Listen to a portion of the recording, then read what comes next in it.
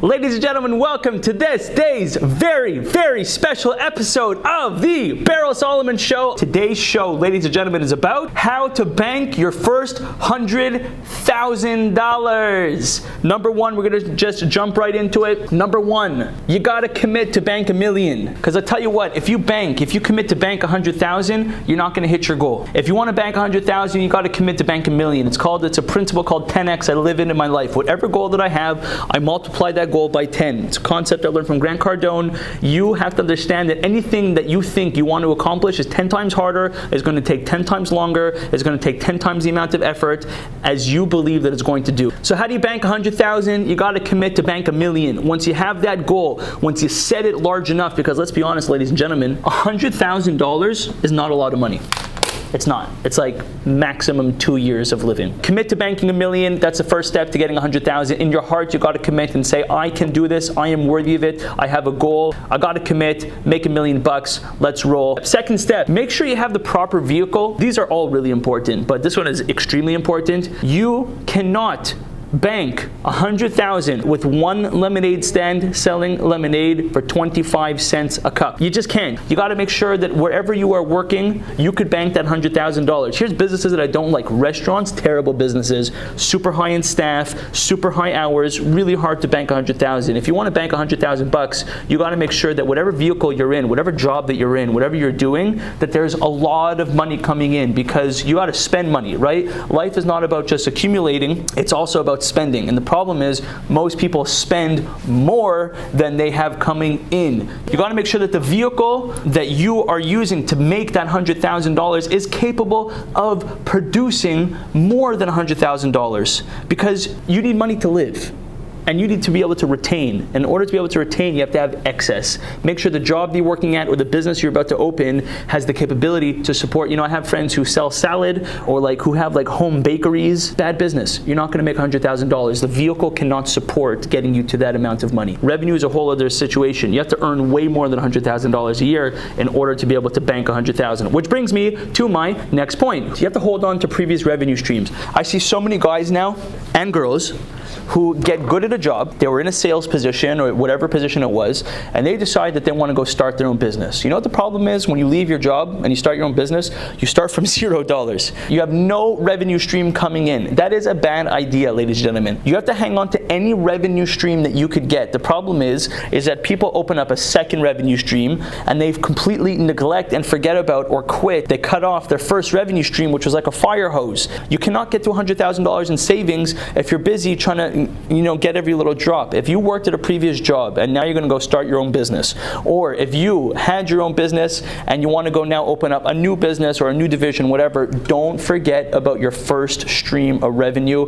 Don't forget about your bread and butter. Practical example, if you're a bookkeeper that now wants to go open up their own bookkeeping business and you are a bookkeeper for a particular company, do not leave go of that relationship, of that stream of income that you had being a bookkeeper at that other company. Have them as one of your clients and keep that revenue stream open and work there for 1 day a week. What's the big deal? And then go build your business the other 4 days a week. You have to have as many streams of revenue as you can. When I resigned from my father's company, I held on to key accounts. Obviously, it's a family business, so it's a little bit easier, I will admit that, but I hung on to a few key accounts and managed them and serviced them and took a few hours of my day to make sure that that revenue stream didn't dry up while I was building my other revenue stream. Make yourself a bridge, make it easy, walk across, don't jump, don't risk it. 4, here's something super important that people totally miss all the time. If you want more money and you're working in a company, you have to get close to the money. Let me give you an example. One step up from the controller or the CFO is a salesperson.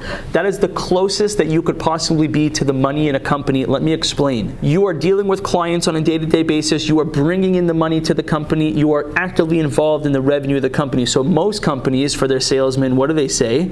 They say, if you bring money into my company, I will share that money with you. So for example, at Wealthy Commercials, every dollar that any of our employees bring in, they get a percentage of the money that's brought into the company. Why? Because they're close to the money. The closer you are to the money, by the way, you're even closer in sales to the money than you are as the owner, because you only have money coming in when you're in sales versus when you're owner, you have money coming in, but you got a whole lot of money going out too. You want to make more money in a company, you want to get close to 100,000, make sure that you are as close to the money as possible, and that is CFO, controller, or sales, my personal favorite. That's where you can make unlimited amounts of money, but it has to be with the proper company and the proper vehicle. You're not going to do it owning a bakery. I don't like the food business. The numbers you're working with are not big enough. So a bakery, you're selling things that are 71 cents, $1.25, $4.50. You have to sell things that are $4,500, $45,000 in order to be able to get your numbers up to a point where you could bank 100,000 and ultimately bank $1 million, because 100,000 is not going to get you anywhere. Next,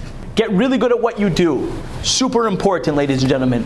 Go out there, find out who the best are in your space and learn from them. Read their books, watch their content, watch their YouTube videos, and make sure that you're learning from the best. The better you are at your profession or your business or your job, higher paid you're going to be. Don't just go into a job for a paycheck. Go into a job to be the best in your space, the most powerful in your space, to a point where you become so indispensable to the company that you're working for that they're willing to sign any check to make sure that you hang around, that they're willing to make any amount of money available to you to make sure that you could do your job. Become great at what you do, study the greats, listen to the right people, and become amazing. Number 6, this one is really difficult. Stay broke. Let me tell you what I mean by stay broke. Every single dollar that comes into wealthy commercials has 15% taken right off the top and I put into a bank account that I cannot touch.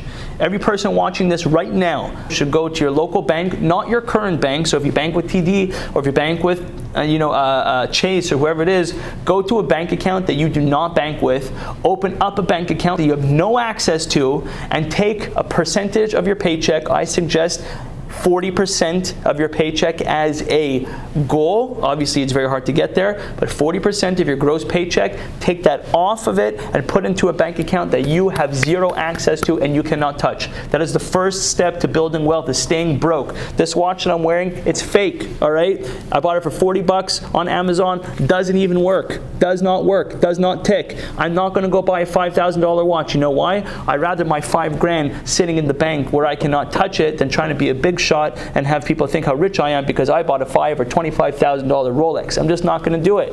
Stay broke, ladies and gentlemen. That is the way to accumulate wealth. If you are spending money frivolously, if you have no money in the bank and you just went to bought the biggest, baddest car or iPhone or whatever it is you could afford, shame on you, because you are robbing yourself. You're only fooling yourself. Stay broke, put money aside, take a part off of every paycheck that you get, put it into a bank account, start somewhere. I did this and it changed my life. You cannot bank $100,000 without putting money in the bank.